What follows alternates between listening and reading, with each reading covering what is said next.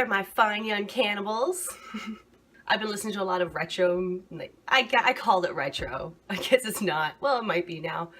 I was gonna say I listen to a lot of retro 90s music and, you know, just those, I love the 90s alt rock scene. It brings me back to the good old days when I was a kid, rocking out, carefree. Oh man, let me get these fucking reflector lenses off my face.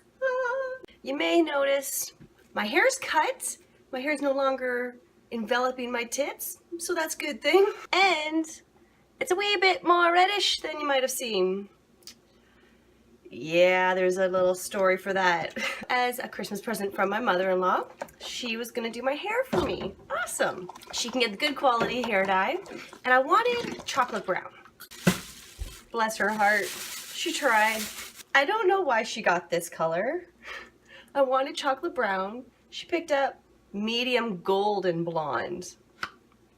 After we rinse it out, I'm like, it's really light. Like, what's going on? I dry it. Oh my God, my hair is fire red. Not red, but like orange, like fire-crotch ginger. I'm like, no, oh my God. I look like fucking Ronald McDonald slash the Wendy's chick had a love child and came out with like this color hair. Oh my Lord. So I'm like, okay, I don't want to freak out.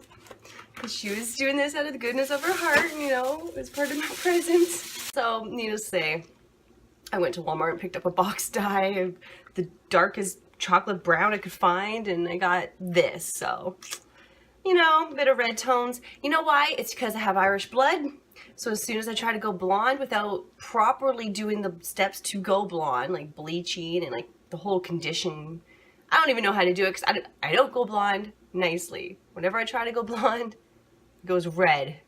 Fire-crotch, ginger, red. Nothing against gingers, you know, if it's your natural look, then it probably looks good on you. It's just not my natural look. It did not look good on me. Needless to say, Christmas Day, there's no photos of me. But thanks, Mama Goose. I do appreciate the cut. I like it. I needed something to freshen up because my hair grows so goddamn fast. I just can't keep up with it. And I'm sorry, I just don't spend $100 to $200 on myself, on my hair, every like month or two. That's insane to me. Maybe I should. Oh, yeah, but I'll still wait for my new glasses. Next week, I'm excited. There's been a lot of reports in the news lately of female teachers who are like young, in their 20s and 30s, fucking their male students. What the fuck's going on? There's a lot of broken women out there. And I see like all the feedback of guys talking about it, like, oh, that's so cool, what a lucky kid. No, that's so fucked up. Like, no. Why would that be a good thing? I talked about it with my husband. He's got a different point of view too. Different from me, I should say. And we talked about, like, I said there's no difference between if it was a 14-year-old girl and a 30-year-old man. He's like, that's wrong, that's fucked up, that shouldn't happen. Yeah, I agree, you're right, that should not happen. But he's like, but if it's a 14-year-old boy and a 30-year-old girl, you know, I can see. And he like allows it. I'm like, no, that's fucked up too. There's something wrong with that woman to think that it's okay to fuck this child. Ugh. Because like that's still gonna leave a psychological scar on the kid. You know, your brain isn't even fully developed until you're 25, so really, we shouldn't be having sex and fucking around and everything before that age. Yeah, I know I'm not one to talk. I definitely did all that shit well before the age of 25. But I was very stubborn. Oh my God, I feel bad for my parents. I was so stubborn and thick-headed. I thought I fucking knew the world. I know my life, I know my body. Fuck you, you're not gonna tell me what to do. Yeah, that was the kind of attitude I had.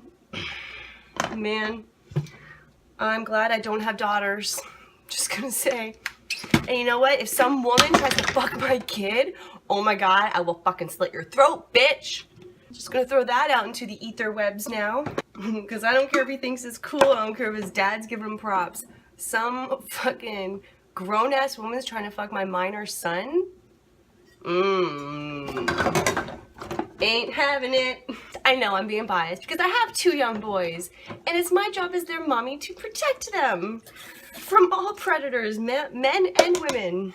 Unfortunately, it seems like it's just a vicious cycle that happens. So these women doing these things to these boys, they were probably fucked or diddled, or something terrible happened to them when they were yet little and kids.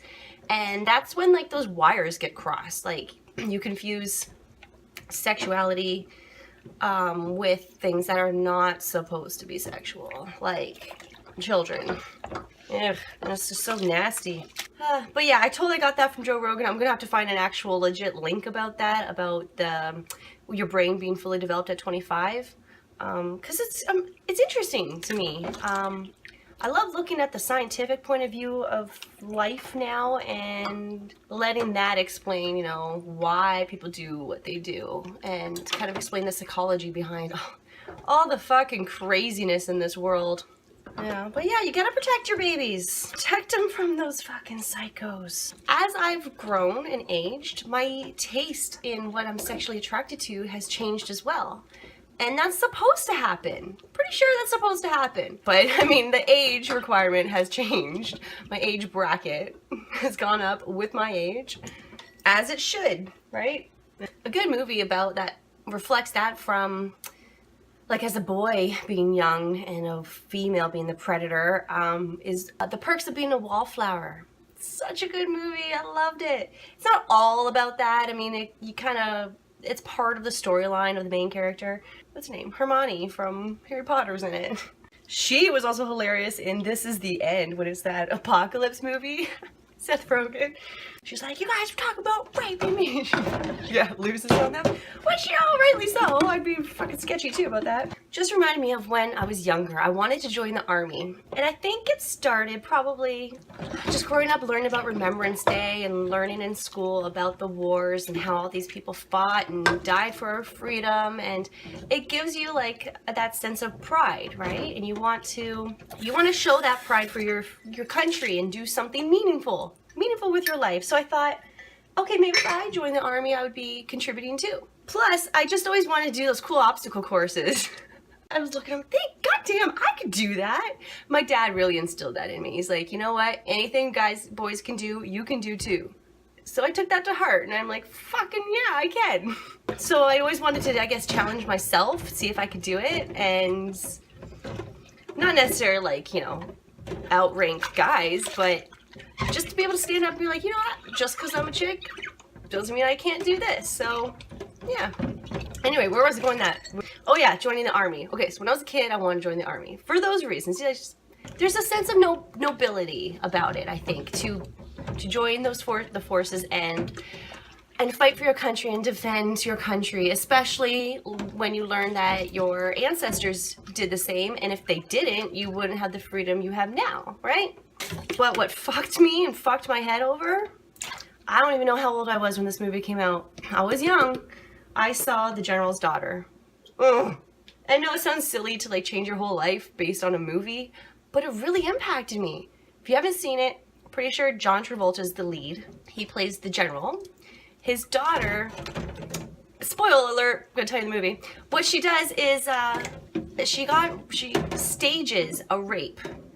But you don't know it's staged until the very end. So you think she got raped by these like 5 or 6 guys. They pin her down, they tie her down with tent pegs in like the mud, and it's supposed to be like pouring out, just a fucking nightmare, right? Well, I guess she was staging it pretty much just to get daddy's attention. It was a really fucked up, stupid storyline. But just the fact that she got raped by those dudes was enough to scar me, even though it was staged in the movie. But I still thought, fuck, that really could happen. I'd be joining a system that's, you know, 90% men. I'm 5'2". These dudes would be towering over me. One could easily overpower me, let alone like 5 or 6. So yeah, I put the fear into me at that point. Fear of rape. Funny enough, that the fear of rape is what kept my husband out of jail. Not that he was like almost like about to go to jail or nothing, but just like to keep him from breaking the law. He never wanted to break the law because he never wanted to go to jail and get raped. It's a real fucking threat. No one wants that. Well, I shouldn't say that. There are some weird fucking kinky people out there. Which, by the way, you know what? Nothing's taboo anymore. If you have some fucking kinky fantasy, there's someone out there willing to deliver, right? So there's chicks out there who want like that fantasy rape scenes, like, oh, choke me and choke me out and call me a bitch and all this crazy shit.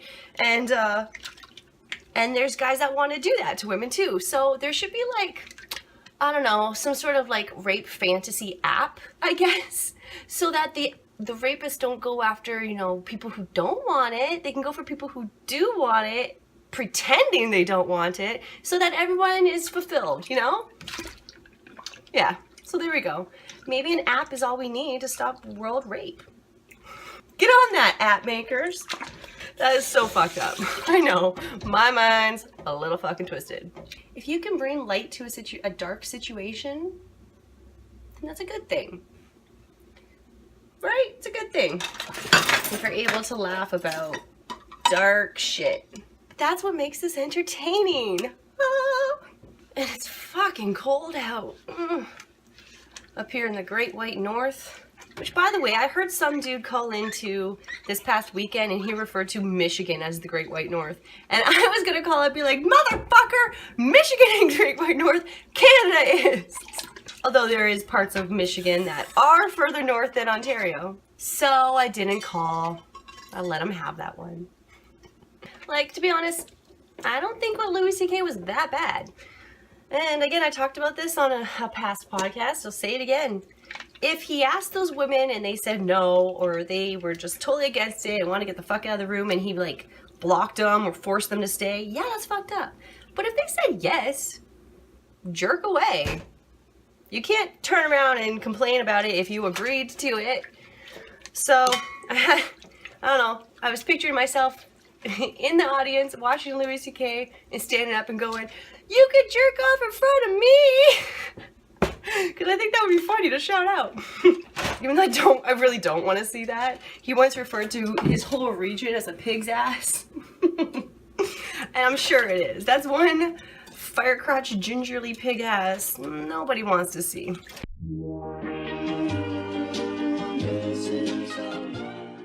Well, I better go wake up my little one to go pick up my older one and get them bundled up in the snow. It's so fucking cold. But I'm gonna laugh about it, not cry about it. Because I ain't a little bitch. Peace out. Thanks for watching. Have a great day.